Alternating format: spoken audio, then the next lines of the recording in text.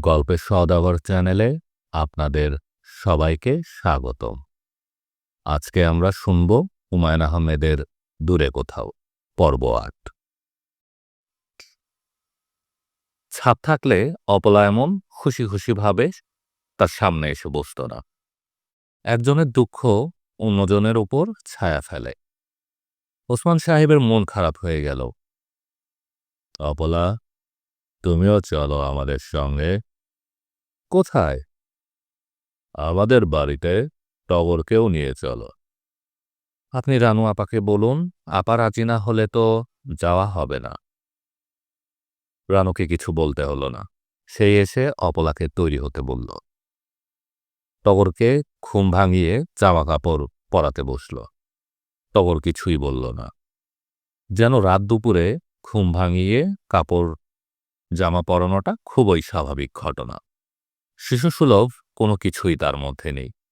এরকম কেন হচ্ছে ছেলেটা? রানু বলল, টগর, আমরা তোমার দাদার বাড়িতে যাচ্ছি। আচ্ছা, তোমার দাদা মারা গেছে। টগরকে এবার কৌতূহলী হতে দেখা গেল। সে চোখ বড় বড় করে তাকালো। রানু বলল, মানুষ যখন খুব বুড়ো হয় তখন তারা মারা যায়। বাচ্চারা মারা যায় না? না।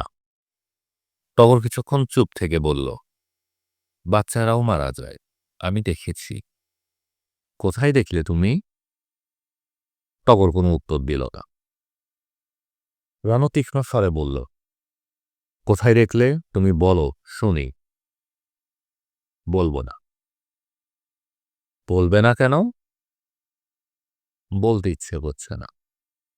তারা বাড়িতে পৌঁছালো ১টার দিকে। টগরের চোখে ঘুমের লেশ মাত্র নেই। সে অপলার গলা জড়িয়ে ধরে আছে। অত্যন্ত কৌতূহলী হয়ে দেখছে চারদিকে। মাঝে মাঝে ফিসফিস করে অপলার কানে কি যেন বলছে। অপলা বিরক্ত হচ্ছে। লোকজন বাড়িতে অনেক কম। বেশিরভাগ আত্মীয় স্বজনই চলে গেছেন। যারা আছেন তাদের একটা বড় অংশ বসার ঘরে ঝিমুচ্ছে। কেউ কেউ ঘুমিয়ে পড়েছে। আগের জমজমাট ভাব এখন আর নেই। চারদিক মোটামুটি নিস্তব্ধ। শুধু মৌলানা সাহেব এখনো ক্লান্তহীন। তিনি আগের মতোই সুরেলা গলায় কোরআন শরীফ পড়ছেন। সারা রাতই হয়তোবা পড়বে। ওসমান সাহেবের মনে হলো, এই মৌলানা সাহেব এর আগেও নিশ্চয়ই অনেক মৃত মানুষের পাশে বসে কোরআন শরীফ পড়েছে। সমস্ত ব্যাপারটিতেই তিনি অভ্যস্ত। এটা তার একটা রুটিন কাজ। অথচ মনে হচ্ছে কি গভীর আবেগ নিয়েই না তিনি কোরআন শরীফের আয়াত পড়ে যাচ্ছেন একটির পর একটি। লেখকরাও তো অনেকটা সেরকম রুটিন মতো লিখতে বসেন। পাঠকরা সে লেখা পড়ে মনে করে কি আবেগ ও মমতা নিয়েই না লেখাগুলি লেখা হয়েছে। পাঠকরা হাসে ও কাঁদে। ওদের ঢুকতে দেখে বিথি এগিয়ে গেল। টগরকে বলল, বাবু, তুমি আমার কোলে আসবে? টগর দুহাত বাড়িয়ে দিল, যেন এর জন্যই অপেক্ষা করছিল। অথচ বিথির সঙ্গে তার পরিচয় নেই। বিথি রানুকে বলল, আপনি আসুন আমার সঙ্গে, বাবুকে শোয়ার ব্যবস্থা করে দিচ্ছি। রাতটা নিশ্চয়ই থাকবেন? হ্যাঁ, থাক। আপনার জন্য একটা ঘর গুছিয়ে রেখেছি। রানু বিথির সঙ্গে দোতলায় উঠে গেল। অপলা বলল, এ মেয়েটি কে দুলা ভাই? আমার বাবার সেক্রেটার। বিথি। আশ্চর্য, এমন সুন্দর মানুষ হয়? খুব সুন্দর নাকি? হ্যাঁ। অপলা খুব অবাক হয়েছে। ওসমান সাহেবের মনে হলো সৌন্দর্য ব্যাপারটা পরিবেশ নির্ভর। গভীর রাতে অপলা একটা অপরিচিত বাড়িতে এসেছে। সে বাড়িতে একটা মৃতদেহ আছে। স্বভাবতই অপলার মনে ভয় এবং সংশয় ছিল। সে নিশ্চয়ই রেখেছিল এ বাড়িতে এসে সে দেখবে চারদিকে সবাই কাঁদছে। এরকম কিছু সে দেখেনি। সে দেখেছে বিথিকে, যার মুখে অন্য ধরনের একটা স্নিগ্ধতা আছে, যার কাঁধে হালকা নীল রঙের চাদর, পরনের শাড়ি সাদা রঙের। ছবিটি সুন্দর। কাজেই অপলার মনে হয়েছে সে পৃথিবীর সবচেয়ে সুন্দর রমণীকে দেখছে। দিনের আলোয় এরকম মনে হবে না, কিংবা হয়তো হবে। মনের উপর প্রথম যে ছাপটি পড়ে তা দীর্ঘদিন থেকে যায়। অপলা হাঁটতে লাগলো ওসমান সাহেবের পিছু পিছু। একবার ক্ষীণ স্বরে বলল, বিরাট বাড়ি আপনাদেরই দুলাভাই, রাজপ্রাসাদের মতো। এটাও একটা আপেক্ষিক কথা। রাতের জন্য বাড়িটি প্রকাণ্ড মনে হচ্ছে, দিনের আলোয় সেরকম মনে হবে না। অপলা, বলুন, কাল আমি ডেড বডি নিয়ে গ্রামের বাড়িতে যাব। ওই বাড়িটিও খুব সুন্দর।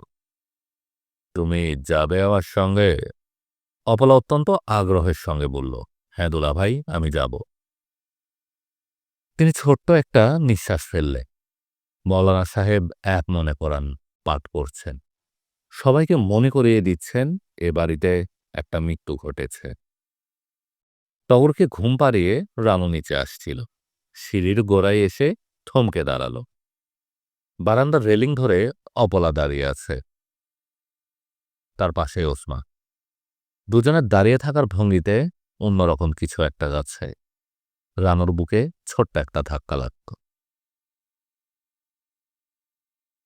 দিন কি খুব দ্রুত কাটে? কারো কারো হয়তো কাটে, কিন্তু ওসমান সাহেবের ধারণা তার দিন চলছে শামুকের মতো, এবং কখনো একবারেই না, চলছেই না, থেমে আছে। কিন্তু আজ বিথির কথা শুনে তিনি চমকে উঠলেন। দ্বিতীয়বারের মতো বললেন, বাবা মারা গেছেন 1 বছর হয়েছে। বলেন কি? বিথি হালকা স্বরে বলল, সময় খুব দ্রুত যায়, বলেই সে হাসল। সেই হাসি সে ধরে রাখল অনেকক্ষণ। কেউ কেউ দীর্ঘ সময় হাসি ধরে রাখে, কেউ কেউ ধরে রাখে বিষাদ। দুটিই কঠিন কাজ। বিথি বলল, আপনি আসবেন আজ সন্ধ্যায়? কি হবে সন্ধ্যায়? তেমন কিছু না, একটা মিলাদ পড়াবার ব্যবস্থা করেছি। অল্প কিছু লোকজনকে আসতে বলেছি। আমি যাব। আপনার সমিতি কেমন চলছে? ভালোই। আপনি তো কোনোদিন দেখতে এলেন না। কাজই তো যাচ্ছি, আজ দেখব। সমিতির সব মেয়েরা ওখানেই থাকে তো? সবাই থাকে না, কেউ কেউ থাকে। আমার মতো যাদের কোথাও যাবার জায়গা নেই তারা থাকে। বিথি আবার হাসল। ওসমান সাহেবের মনে হলো এই মেয়েটিকে তিনি মোটেই জানেন না, কখনো ভালোভাবে লক্ষ্য করেননি, কখনো ভাবেননি। এক ধরনের মানুষ থাকে যাদের মনে হয় এদের ভেতর কোনো রহস্য নেই, এদের লক্ষ্য করার কিছু নেই। বিথিকে কখনো সে দলে ফেলা যাবে না। একজন রূপবতী তরুণীকে কখনো সে দলে ফেলা যায় না।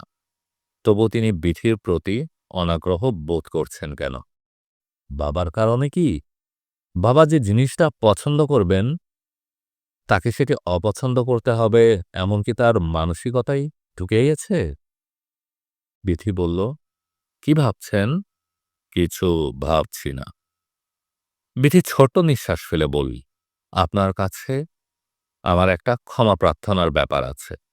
অনেকবার ভেবেছি ক্ষমা চাইতে আসব, কখনো ঠিক সাহস হয়নি। ওসমান সাহেব বিস্মিত চোখে তাকালে। বিথি বলল, স্যার আমাকে বাড়িটা লিখে দিয়েছিলেন, কিন্তু আমার ধারণা ছিল এটি আমি কখনো পাব না। আপনারা আপত্তি তুলবেন, কোর্টে গেলে আপনাদের আপত্তি টিকে যাবে, কিন্তু আপনি উল্টোটা করলেন। বাড়িটি পেতে যাতে কোনো অসুবিধা না হয় সেটি দেখলে।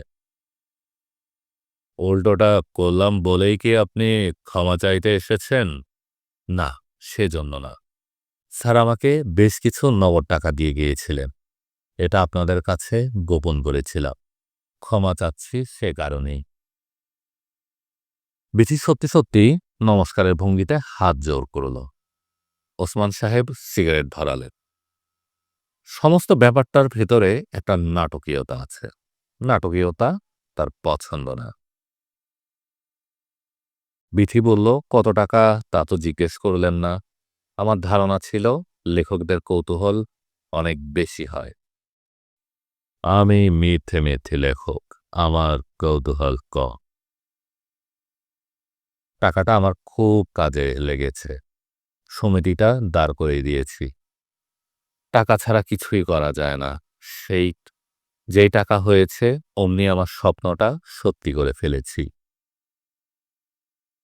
বিথি উঠে দাঁড়ালো, আত্মবিশ্বাসে ভরপুর একজন তরুণী। চেহারায় অবশ্য আগের কোমলতা নেই, একটা কাঠিন্য এসে গেছে। কিন্তু তার জন্য খারাপ লাগছে না, চেহারার সঙ্গে মানিয়ে যায়। যখন কেউ নতুন চশমা নেয়, সে চশমা মানিয়ে যায়। যখন চুলে পাক ধরে, সে পাকা চুলও মানিয়ে যায়। বিথি বিদায় নেবার সময় আরেকবার বলল, আপনি কিন্তু আসবেন। ৯টার সময় যাবার কথা, ওসমান সাহেব তার আগেই উপস্থিত হলেন। তার জন্য বড় ধরনের বিস্ময় অপেক্ষা করছিল। তিনি নিজেদের পুরনো বাড়িটি চিনতে পারলেন না। সামনের বাগানে লম্বা গুদামঘরের মতো একটা ঘর উঠেছে। দুপাশে অনেকখানি ফাঁকা জায়গা ছিল, সেখানেও টিনের শেড দেওয়া একতলা দালান। তিনি হকচকিয়ে গেলেন। বিথি বলল, চিনতে পারছেন না, তাই না? না, পারছি না। গুদামঘরের মতো যে লম্বা ঘরটি দেখছেন, এটা আমাদের সিউইং সেকশন। ৩৩টা ইলেকট্রিক মেশিন, সেলাই মেশিন আছে। বলেন কি? তিনতলার পুরো বাড়িটা হ্যান্ডিক্রাফট সেকশন। মেয়েরা এখানে হাতের কাজ শেখে। আমাদের কিছু অবৈতনিক ইনস্ট্রাক্টর আছে। এখন একজন জাপান ইনস্ট্রাক্টর পেয়েছি, হিরাকো কাসুয়েরা। সুন্দর বাংলা বলেন। এত সব করলেন কিভাবে? অনেকে সাহায্য করেছে, বিদেশি অর্গানাইজেশনগুলি সাহায্য করেছে। একটা বড় অ্যামাউন্টের সরকারি সাহায্য পাওয়ার কথা।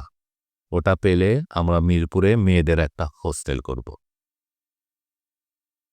ওসমান সাহেবের বিস্ময়ের সীমা রইল না। বিথি গভীর আগ্রহে তাকে ঘুরিয়ে ঘুরিয়ে সবকিছু দেখাতে লাগল। সঙ্গে সমিতির কিছু মেয়েও আছে, তাদের সবার বয়সী ৩০-এর নিচে। তারা ওসমান সাহেবকে দেখছে কৌতূহলের সঙ্গে। নিজেদের মধ্যে আলোচনা করছে নিচু গলায়।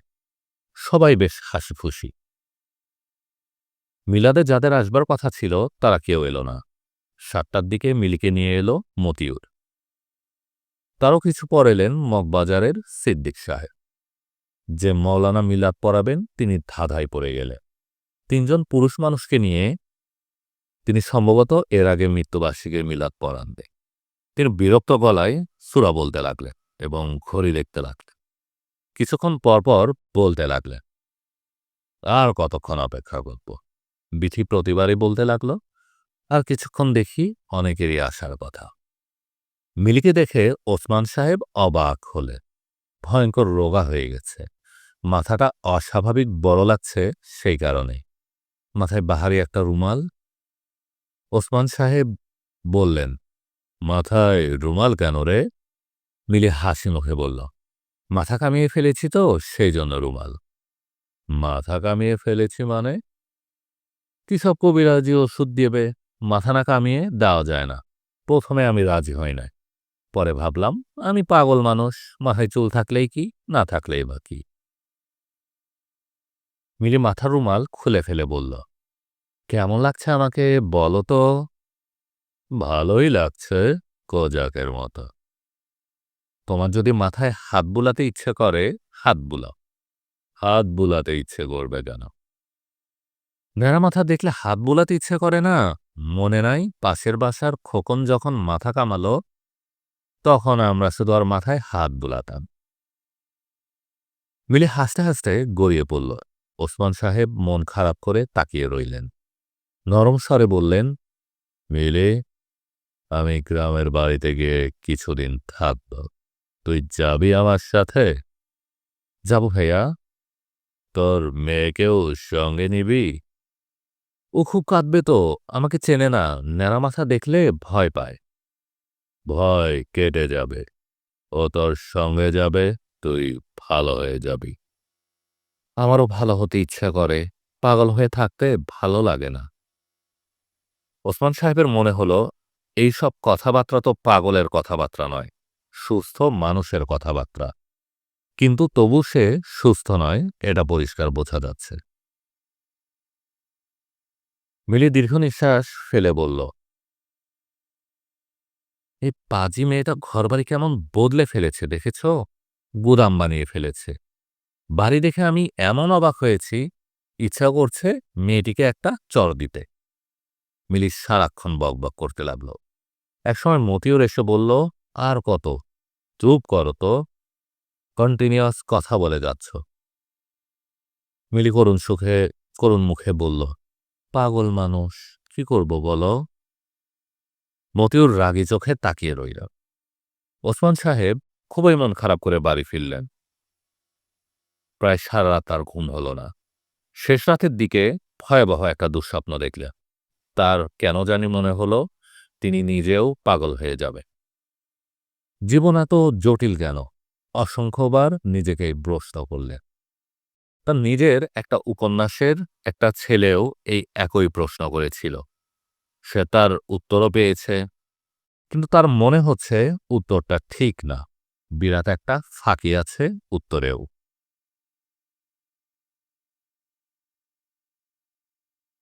রানুরা নতুন বাসায় উঠে এসেছে। অফিসের ফ্ল্যাট, দুটো বেডরুম, দুটি বারান্দা, ড্রয়িং কাম ডাইনিং, একটা ছোট্ট স্টোর রুমের মতো আছে। বাসায় ঢোকার সময় আনন্দে রানুর চোখে পানি এসে গেল। এটা তার নিজের বাসা, সম্পূর্ণ নিজের মতো করে সাজানো যাবে, স্বাধীনভাবে থাকা যাবে।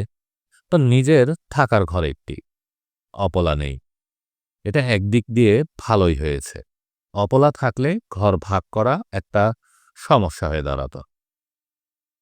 কিছুদিন থেকে অপলার সঙ্গে সম্পর্ক খুব খারাপ হয়ে পড়েছিল। কেন জানি তাকে আর সহ্য হতো না। সে এখন মেডিকেল কলেজ হোস্টেলে সিট পেয়েছে, আর পড়ার খরচ যে মামা দিতেন, তিনি সেই বাড়তি খরচ কিভাবে দিবেন তা রানু জানে না। ওটা তাদের ব্যাপার। অপলাকে সে একবার জিজ্ঞাসা করেছিল, খরচ কিভাবে চালাবি? সে শান্ত গলায় বলেছে, ভাবতে হবে না, দরকার হলে প্রাইভেট টিউশনি করব। বেশ কিছুদিন তুমি আমাকে থাকতে দিয়েছ, তার জন্য মেনি থ্যাঙ্কস। তুই এমন করে কথা বলছিস কেন আপা? আমি একটা খারাপ মেয়ে আপা, কি করব বলো? যা মনে আসে বলে ফেলি, ক্ষমা করে দাও। রানু ভাবেনি সত্যি সত্যি অপলা শেষ পর্যন্ত হোস্টেলে যাবে। তার ধারণা ছিল শেষ পর্যন্ত টগরের জন্যই যাওয়া হবে না। টগর যখন বলবে তুমি যেতে পারবে না খালামণি, তখন তার পক্ষে যাওয়া অসম্ভব হবে। কিন্তু আশ্চর্যের ব্যাপার, টগর কিছুই বলল না। অপলা চোখ মুছতে মুছতে যখন বলল, টগর যাচ্ছি রে, সে কিছুই বলল না। যেন চলে যাওয়াটা খুব স্বাভাবিক ব্যাপার। অপলা বলল, কাঁদিস না, বেটা ছেলের কান্না খুব খারাপ। টগর অবাক হয়ে বলল, কই, কাঁদছি না তো। অপলা একাই কেঁদে বুক ভাসিয়ে রিকশায় গিয়ে উঠল। রানু একবার ভাবল বলবে, থাক, যেতে হবে না, কিন্তু তা বলা হলো না। অপলার এভাবে থাকতে অসুবিধা হবে, সমস্যা হবে। সব সমস্যারই সমাধান আছে। এই সমস্যারও নিশ্চয়ই কোনো সমাধান পাওয়া যাবে।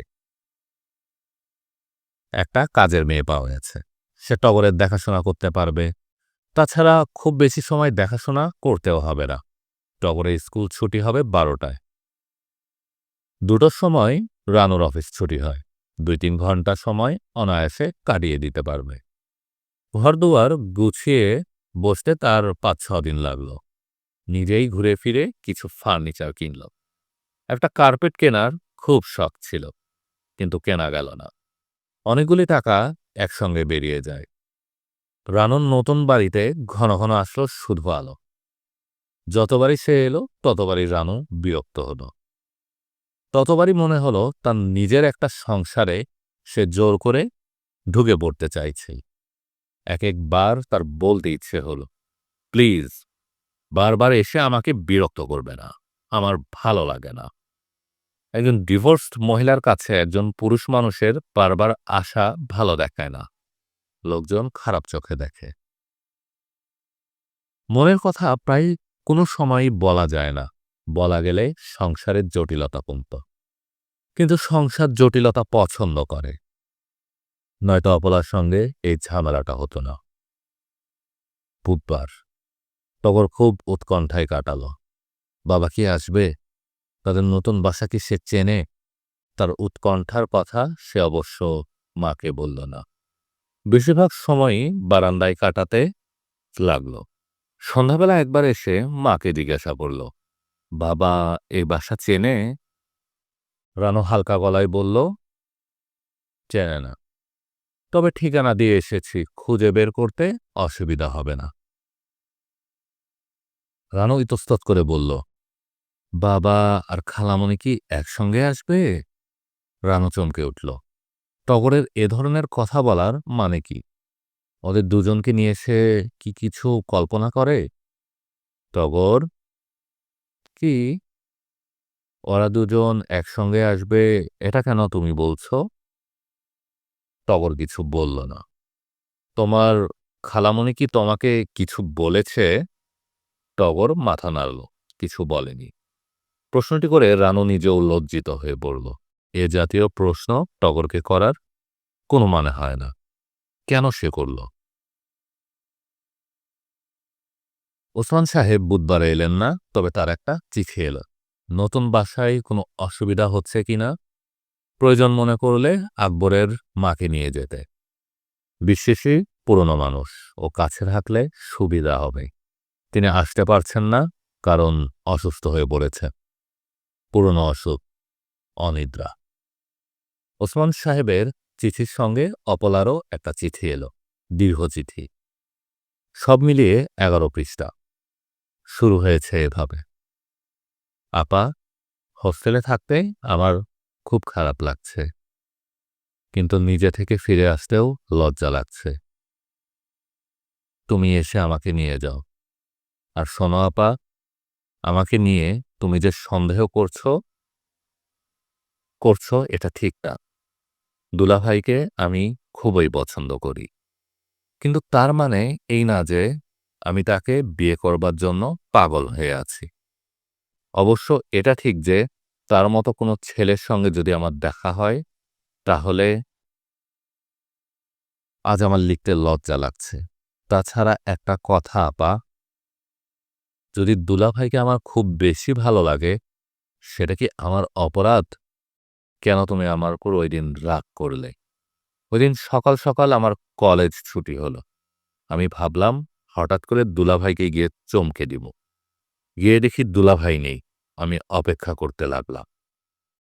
এমন সময় তুমি উপস্থিত হলে। আমাকে দেখে ভাবলে আমি রোজ এখানে এসে বসে থাকি। আমি কি ঠিক করেছিলাম জানো? তোমার সঙ্গে বাসায় যাব। তারপর একা একা ছাদে উঠে ছাদ থেকে নিচে লাফিয়ে পড়। আপা, তুমি দুলাভাইকে জিজ্ঞাসা করে দেখো, আমি আর কোনোদিন যাইনি। উনি তো মিথ্যে কথা বলেন না। তার এই গুণটি তো তুমি নিজেও স্বীকার করো, করো না? গুটি গুটি করে লেখা চিঠি শেষ করতে রানুর ৮ ঘন্টা লাগল। সেদিন বিকেলে গিয়ে অপলাকে নিয়ে এল। এই কয়দিনে অপলা রোগা হয়ে গেছে। তাকে কেমন লম্বা লম্বা লাগছে। মতিউর অবাক হয়ে ওসমান সাহেবের দিকে তাকিয়ে রইল। তার মুখ দেখে মনে হচ্ছে ওসমান সাহেবের কথার কোনো অর্থ সে বুঝতে পারছে না। সে বিস্মিত গলায় বলল, মিলিকে আপনি গ্রামের বাড়িতে কিছুদিন নিয়ে রাখতে চান? ওসমান সাহেব নিচু স্বরে বললেন, হ্যাঁ, যদি তোমার আপত্তি না থাকে। মতিউর থমথমে গলায় বলল, আপত্তি অবশ্যই আছে। সে দারুণ অসুস্থ মেয়ে। আপনি কাছাকাছি থাকলে সে কিছুটা সংযত আচরণ করে। এমনিতে তার আচরণ আপনি কল্পনাও করতে পারবেন না। তাছাড়া তাছাড়া কি? বোনের বিয়ে দিয়েছেন, দায়িত্ব পালন করেছে। এখন পাগল বুঝতে হবে না। তুমি এভাবে আমার সঙ্গে কথা বলছো কেন? মতিউর চুপ করে গেল। ওসমান সাহেব বললেন, তুমি ওকে আমার সঙ্গে দিতে রাজি না? জি না, আমি ওকে ইন্ডিয়া পাঠাবো।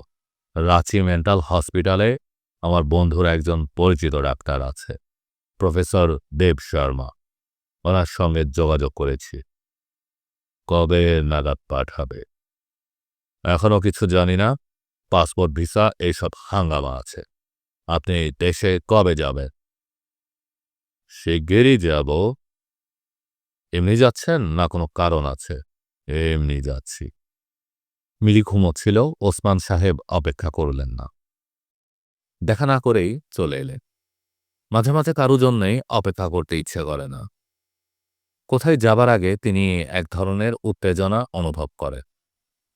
ঢাকা শহরে তার শিকড় গজিয়ে গেছে। কোথাও যাওয়া মানেই শিকড় ছিঁড়ে যাওয়া। মানুষ কি আসলে এক ধরনের বৃক্ষ? এই কথা ভাবতে ভাবতে তিনি বারান্দায় হাঁটতে লাগলেন। রাত প্রায় 11টা। আকবরের মা তার ছেলের সঙ্গে ফিসফিস করে কথা বলছে। ওসমান সাহেবের মনে হলো তার মনের উত্তেজনা ওদের মধ্যে সঞ্চারিত হয়েছে। অন্য সময় 11টার অনেক আগেই রফিক ঘুমিয়ে পড়ত। আকবরের মা ঘুম ঘুম চোখে তাকিয়ে থাকত টিভির দিকে। টিভির শেষ অনুষ্ঠান না হওয়া পর্যন্ত সে উঠত না। আজ টিভি চলছে না। আকবরের মা বারান্দায় এসে বলল, চা দিমো? না, চা লাগবে না। গরম দুধ দিমু 1 কাপ? তিনি চমকালেন। দুধ দেওয়ার কথা বলে কি সে একটু বাড়তি যত্নের চেষ্টা করছে? রানু এখানে থাকার সময় সবার আগে তাকে 1 কাপ বিস্বাদ গরম দুধ খেতে হতো। আজ হঠাৎ আকবরের মার হয়তো পুরনো কথা মনে পড়েছে। তিনি বললেন, দাও 1 কাপ। আকবরের মা গরম দুধ নিয়ে এলো। এতটা গরম তিনি আন্দাজ করেননি। মুখে নিতেই মুখ পুড়ে গেল। চিনি দিমু? চিনি লাগবে না, তুমি ঘুমোতে যাও। আপনি কবে আইবেন? ঠিক নেই, তুমি ঘুমোতে যাও আকবরের মা। সে গেল না, দরজা ধরে দাঁড়িয়ে রইল। রফিক এসে ভয়ে ভয়ে দাঁড়ালো তার মার পাশে। তিনি বিস্মিত হয়ে বললেন, কিছু বলবে আমাকে? যে না, তোমাদের আমি রানুর বাসায় রেখে আসব। ও নতুন বাসা করেছে, বড় বাসা। অসুবিধা হবে না। এখানে যে বেতন পেতে ওখানেও তাই পাবে। বলেই ওসমান সাহেবের মনে হলো আকবরের মা কোনো বেতন নেয় না। তার বেতন সব জমা থাকে। একদিন সবটা একসঙ্গে নিবে। প্রায় 8 বছর সে আছে এখানে। দীর্ঘ 8 বছরে সে কোনো টাকা পয়সা নেয়নি। রানুকে বলেছে, নিলেই তো খরচা কইরা খালামু আপা, আপনার কাছে থাও। বেতনের কত কি তা নিয়েও তার কোনো মাথা ব্যথা ছিল না। 100 টাকা করে হলেও প্রায় 10,000 টাকা, অনেকগুলি টাকা। এত টাকা নিয়ে সে করবে কি? ওসমান সাহেব বললেন, আকবরের মা, তুমি কি বেতনের টাকাটা চাও? অনেক টাকা জমেছে তোমার। টাকা নিয়ে করমুটা কি, কারে দিমু? নিজের টাকা অন্যকে দেবে কি? নিজে খরচ করবে। আকবরের মা নিঃশ্বাস ফেলে বলল, আমরা আপনার সাথে যাইতে চাই ভাইজা। আমার সাথে কোথায় যাবে? দেশের বাড়ি। পাক শাক করণের দরকার না, পাক শাক করবো কেডা? না, তার দরকার কর। আকবরের মা ক্ষীণস্বরে বলল, আমরা কাপড় চোপড় ঠিক কইরা রাখছি। তিনি ছোট্ট একটা নিঃশ্বাস ফেললেন। মানুষ মায়াবদ্ধ জীব, তারা মায়ায় পড়ে গেছে। শুধু মানুষই মায়াবদ্ধ? সমস্ত জীবজগতই কি মায়াবদ্ধ নয়? খুব ছোটবেলায় তিনি একটা কুকুর পুষেছিলেন। অত্যন্ত গোপনে বাড়ির গ্যারেজের পিছনে তার আহার এবং বাসস্থানের ব্যবস্থা হয়েছিল। কালে একটা কিংকংয়ের মতো মহাবলশালী একটা কিছু হবে, এই আশাতেই সম্ভবত তার নাম দেওয়া হয়েছিল কিংকং। এক মাসের মাথায় কুকুর সংবাদ প্রকাশ হয়ে পড়ল। ফয়সাল সাহেবের নির্দেশে একটা চটের বস্তায় তাকে মুড়ে পাঠিয়ে দেওয়া হলো 7 মাইল দূরে। সবাইকে অবাক করে দিয়ে কিংকং তৃতীয় দিনের মাথায় বাড়ি এসে উপস্থিত। গেটের ভেতরে ঢুকেই সে খুব হইচই করে তার আনন্দ প্রকাশ করতে লাগল। তাকে আবার বস্তাবন্দি করে ফেলে দিয়ে আসা হলো আরও দূরে। বস্তায় ভরে দেওয়া হলো কর্পূর, যাতে কর্পূরের গন্ধে অন্য সব গন্ধ এলোমেলো হয়ে যায়, ঘ্রাণ নিয়ে সে আর ফিরে আসতে না পারে। কিন্তু সে ফিরে এলো। 10 দিনের মাথায় কাহিল অবস্থায় সে উপস্থিত। এবার আর তার আগের মতো হইচই নেই, আনন্দ উল্লাস নেই, তার চোখে ভয়। ফয়সল সাহেব রেগে আগুন হয়ে গেলেন। বাগানের মালি কাশেম মিয়াকে বললেন, এবার এমন কিছু একটা করো যাতে সে ফিরে আসতে না পারে। যদি সে ফিরে আসে তোমার চাকরি থাকবে না। কাশেম মিয়া ভয়ে ভয়ে বলল, বস তাতে ভইরা পানিতে ডুবাইয়া দিমু। যা ইচ্ছা হয় করো, শুধু মনে রাখবে সে এলে তোমার চাকরি নট। কিংকং আর ফিরে আসেনি। দিনের পর দিন প্রতীক্ষা করেছেন কিংকং আবার ফিরে আসবে। কতবার কাশেম মিয়াকে গোপনে জিজ্ঞাসা করেছেন। সত্যি সত্যি পানিতে ফেলে দিয়েছেন কাশেম ভাই? কাশেম মিয়া চোখ কপালে তুলে বলেছেন, তা কেমনে করি ছোট মিয়া, আমি মানুষ না, আমার নিজের পোলাপান আছে না। তাহলে আসে না কেন? আইবো আইবো, একটু দেরি হইতাছে আর কি। 12 বছর বয়সে তার প্রথম রচনাটি কিংকংকে নিয়ে লেখা, আমার পোষা প্রাণী। এ পর্যায়ে ক্লাস 7-এ তিনি রচনা লিখলেন। বাংলা স্যার মনমোহন বাবু সেই লেখাটি স্কুলের প্রায় সবকটি ক্লাসে পড়ে শোনালেন। তিনিই ওসমান সাহেবের লেখার প্রথম মুগ্ধ পাঠক। মনমোহন বাবু তার বরিশালের উচ্চারণে লেখাটা পড়তে পড়তে হঠাৎ থেমে গিয়ে চোখ মুছতেন এবং ধরা গলায় বলতেন, পশু হয়ে জন্মানো বড় কষ্ট, অবলা প্রাণী, মুখে ভাষা নাই, মনের কথা কাউকে বলতে পারে না। ওসমান সাহেব বারান্দায় হাঁটতে লাগলেন। আকবরের মা তার ছেলেকে নিয়ে এখনো ফিসফাস করছে, ভবিষ্যৎ নিয়ে চিন্তা ভাবনা করছে হয়তো। আকাশে বিশাল একটা চাঁদ, বিষণ্ণতা আছে। শহরের জ্যোৎস্না পুরনো দুঃখের স্মৃতি মনে করিয়ে দেয়। তিনি হাঁটতে হাঁটতে কিংকংয়ের কথা ভাবতে লাগলেন। সমগ্র সৃষ্টির মূল কথা কি? বিষাদ? হয়তোবা, কিন্তু গাঢ় বিষাদ, তীব্র বেদনা। তিনি কি কখনো বোধ করেছেন মোটা দাগের দুঃখ তাকে কখনো স্পর্শ করেনি? মার মৃত্যু, বাবার মৃত্যু, অথচ কিংকংয়ের কথা মনে হলে এখনো তীব্র বেদনা বোধ হয়। কেন হয়? ভাইজান, আপনারে ডাকে। কে ডাকে? তিনি বিস্মিত হয়ে তাকালেন। এই রাত দুপুরে কে ডাকবে? টেলিফোন। তিনি বিরক্ত মুখে বসার ঘরের দিকে এগিয়ে গেলেন। বারান্দায় হাঁটতে তার ভালোই লাগছিল। সুর কেটে গেছে, আবার ফিরে আসা যাবে না। টেলিফোন করেছে নবী। রাত দুপুরে অকারণে মানুষকে বিরক্ত করা একমাত্র তার পক্ষেই সম্ভব। হ্যালো, ওসমান সাহেব, কেমন আছে? ভালো। গর্জিয়াস একটা চাঁদ উঠেছে বাইরে, আপনার লক্ষ্য করার কথা নয়। আপনার কাজ হচ্ছে মানুষকে নিয়ে, প্রকৃতি নিয়ে নয়। হ্যালো, শুনতে পাচ্ছেন আমার কথা? পারছি। কিছুক্ষণ আগে একটা প্ল্যান করা হলো। আমরা কয়েকজন মিলে লঞ্চে বুড়িগঙ্গায় ঘুরব। সঙ্গে থাকবে হাজির মোরগ পোলাও এবং বুঝতেই পারছেন কি, জলযাত্রার ব্যবস্থা। ওসমান সাহেব, বলুন। আপনি তৈরি হয়ে থাকুন, আমি আপনাকে নিতে আসছি। আমাদের সঙ্গে যাচ্ছেন নীতিশবাবু। চিনতে পারছেন তো? না। আপনি তো ভাই অবাক করলেন।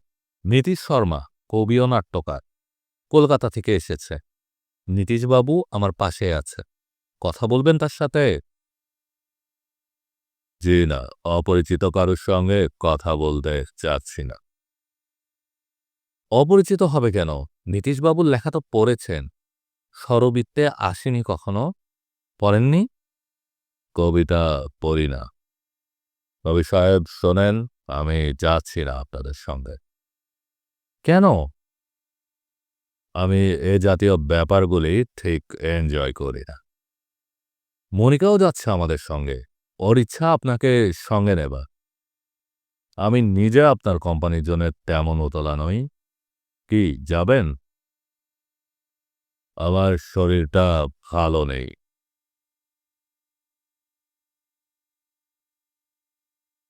আপনি তো এখানে ব্যায়াম করার জন্য আসছেন না। লঞ্চের রেলিং ধরে জ্যোৎস্না দেখবেন। আমরা চাঁদপুরে যাব।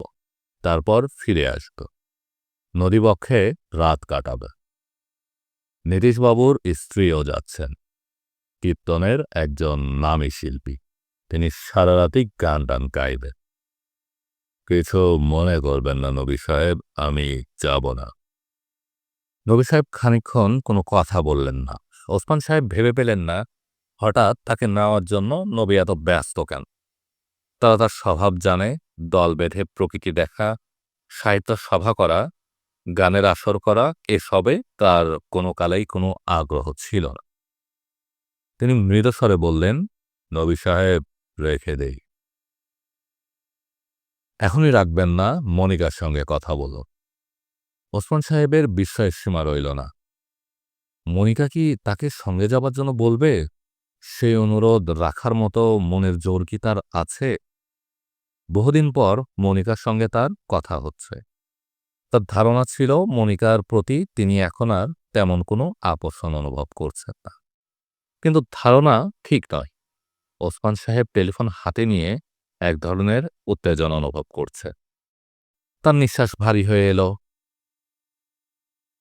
কেউ কখনো হারায় না। মানুষের মনের মতো বিচিত্র আর কি আছে? কাউকে সে হারাতে দেয় না। বিশাল এক অন্ধকার ঘরে সমস্তই সাজানো। যে কোনো মুহূর্তে আলো পেলে সে তুচ্ছসম বস্তুকেও আলোকিত করে। মনিকা শান্ত স্বরে বলল, শরীর কি বেশি খারাপ? না, খুব বেশি না। অনেকদিন দেখা হয় না তোমার সাথে। লেখাটেখাও কিছু চোখে পড়ে না। লিখতে পারছি না। কেন? জানি না কেন। ক্ষমতা শেষ হয়ে গেছে বোধহয়। কিংবা ক্ষমতা হয়তো কোনো কালেই ছিল না। দুঃখবাদী কথাবার্তা বলছো কেন? ওসমান সাহেব হাসলেন। নিঃশব্দ হাসি। মনিকা টের পেলেন না। এই গভীর রাতে তোমাকে টেলিফোন করার কারণটি জানো? জানি, জ্যোৎস্না দেখা। না, সেটা তেমন কোনো কারণ নয়। জ্যোৎস্না দেখার জন্য লঞ্চ ভাড়া করার দরকার নেই। ব্যবস্থা করা হলো নবীর জন্য। নবীর খবর জানো নিশ্চয়? কি খবর? আজ রাত ৮টার খবরে তো বলেছে। খবর আমি শুনিনি। নবী স্বাধীনতা পদক পেয়েছে সাহিত্যের সামগ্রিক অবদানের জন্য। খুব ভালো খবর। নবী নিশ্চয়ই উল্লসিত। না, সে গম্ভীর। বলছে পদক ফদকের জন্য আমি লিখি না, কিন্তু কথাটা ঠিক নয়। খবর শুনেই সে ছুটে এসেছে আমার কাছে। সেলিব্রেট করার জন্য কি করা যায় সেই নিয়ে চিন্তা ভাবনা। শেষে নদীবক্ষে ভ্রমণ ঠিক করা হলো। মনিকা হাসল। কি সুন্দর হাসি। তুমি আসতে পারছো না? শরীর ভালো নেই। তাছাড়া তাছাড়া কি? কাল ভোরে আমি গ্রামের বাড়িতে যাচ্ছি। কিছুদিন থাকবো সেখানে। হঠাৎ গ্রামের বাড়িতে কেন? কোনো কারণ নেই, এমনি। আচ্ছা, ঠিক আছে, পরে তোমার সঙ্গে দেখা হবে। মনিকা ফোন রেখে দিল। ওসমান সাহেব ঘুমোতে গেলে ঘুম আসবে না। শুয়ে শুয়ে বইটই বললে কেমন হয়, কিন্তু বাতি জ্বালাতেও ইচ্ছে করছে না। তিনি অবাক হয়ে লক্ষ্য করলেন নবীর প্রতি তিনি কোনো ঈর্ষাবোধ করছেন না। কেন করছেন না? সাহিত্যের আসর থেকে তিনি নিজেকে কি নির্বাসিত করেছেন? এরকম হলো কেন? তার পুরনো বইগুলির এডিশন হচ্ছে না। প্রকাশকরা উৎসাহিত বোধ করছে না। কেউ বোধহয় এইসব বই আর চায় না। তারা এখন চাইবে নবীর মতো লেখকদের লেখা, যেখানে ঝলমল করবে প্রাণ। নবীর শেষ বইটি প্রকাশিত হবার সঙ্গে সঙ্গে একটা আলোড়ন তৈরি হয়েছে। একজন লেখকের জন্য সবচেয়ে বড় পুরস্কার আর কি? আচ্ছা, তিনি কি আবার কোনোদিন লিখতে পারবেন? পাঠককে আলোড়িত করবার মতো না হোক, সাধারণ একটা লেখা? মনে হয় না। লেখা হবে না আর কোনোদিন। এখন তার নির্বাসনেই কাল। তিনি ছটফট করতে লাগলেন। শেষ রাতে তন্দ্রার মতো হল। সে তন্দ্রার মধ্যেই স্বপ্নে দেখলেন কিংকং ফিরে এসেছে। কিন্তু তার চোখ দুটি নষ্ট। সে গন্ধ শুকে শুকে পুরনো বন্ধুকে খুঁজে বের করতে চাচ্ছে, পারছে না। ওসমান সাহেব অপলাকে রানুর বাসায় দেখে অবাক হলেন। তার ধারণা ছিল সে হোস্টেলে। শেষ পর্যন্ত বোধহয় হোস্টেলে যায়নি। তিনি ওই প্রসঙ্গ তুললেন না। গ্রামের বাড়িতে যাচ্ছেন এই খবরটি দিলেন। অপলা বলল, সত্যি যাচ্ছেন? হ্যাঁ। কেন? এমনি কিছুদিন থাকবো, শরীর ভালো লাগছে না। কতদিন থাকবেন? সেটা ঠিক করিনি। যাচ্ছেন কখন? এই তো ঘণ্টা খানেকের মধ্যে। রানু এই খবরে বিশেষ বিচলিত হল না। তার অফিসে যাবার তারা, বেশি সময় দিতে পারছে না। সে বলল, টগর বড় খালার বাসায় আছে। তুমি কি তার সঙ্গে দেখা করতে চাও? না, ওখানে গিয়েছে কেন? ওর সমবয়সী কিছু বন্ধু বান্ধব আছে। কাল নিয়ে গিয়েছিলাম, তারপর আর আসতে চায় না। রানু মৃদুস্বরে বলল, আমাকে মনে হয় সে পছন্দ করে না। ওসমান সাহেব বললেন, কিছু বললেন না। রানু বলল, তুমি যদি চাও তোমার সঙ্গে ওকে গ্রামের বাড়িতে নিয়ে যাবে, তাহলে নিতে পারো। টগর খুশি হবে। তার কোনো দরকার নেই। রানু বেশ খানিকক্ষণ চুপ করে থেকে বলল, নির্বাসনে যাচ্ছ? নির্বাসনে যাব কেন? লেখক সুলভ একটা চাল দেওয়ার জন্য আর কি। উঠি রানু। রানু বলল, আকবরের মা, তার ছেলে ওরা কোথায় থাকবে? ওদের বিথির সমিতিতে রেখে এসেছি। অপলা তাকে এগিয়ে দিতে নিচে নেমে এলো। মৃদুস্বরে বলল, প্রায় ফিসফিস করে, দুলা ভাই, আপনি কি আমাকে চিঠি লিখবেন? হ্যাঁ, লিখব। অপলা চোখ মুছতে মুছতে বলল, আমিও লিখব। অবাকের দৃশ্যটি ওসমান সাহেব দেখলে। রানু, কেমন আছো তোমরা? কুশল জানতে চেয়ে চিঠি শুরু করা গেল। বিয়ের আগে যেসব চিঠি লিখেছি তার শুরু কেমন ছিল মনে করতে পারছি না।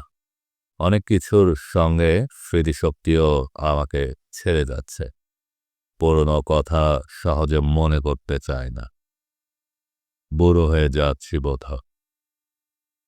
চিঠির শুরুটা ভালো হয় না। তোমার নিশ্চয় ভুরু কুঁচকে উঠেছে। তবে একটা মজার কথা কি জানো? চিঠিতে এলেবেলে যাই লিখি না কেন, তুমি মন দিয়ে পড়বে। রাগ দেখানোর জন্য ২-৩ লাইন পড়েই চিঠি ছুঁড়ে ফেলবে না। কেন, সে কারণকেও বলি। কারণ তুমি যে রাগ করে চিঠি ফেলে দিয়েছ, এর দৃশ্যটি আমি দেখব না। যার পর রাগ করলে সে যদি নাই জানল, তাহলে রাগ করার যৌক্তিকতাটা কোথায়? কাজেই আমার ধারণা তুমি খুব মন দিয়ে এই চিঠি পড়বে। ঠিক বলিনি? এখানে এসে পৌঁছেছি গত পরশু। বিকেল ৪টার যে ট্রেনে পৌঁছানোর কথা, সেটা পৌঁছালো সন্ধ্যা ৬টায়। আমার ধারণা ছিল দেখব সব বদলে গেছে। সব অচেনা, শহরতলি শহরতলি ভাব চলে এসেছে গ্রামটিতে। সেরকম কিছু দেখলাম না। সবকিছুই আগের মতোই আছে। আপনারা শুনছিলেন হুমায়ূন আহমেদের দূরে কোথাও, পর্ব ৮। গল্প পঠনটি ভালো লেগে থাকলে আমাদের গল্পের সওদাগর চ্যানেলটি সাবস্ক্রাইব করুন। লাইক ও শেয়ার দিয়ে সাথে থাকুন, পাশে থাকুন। গল্প শুনুন।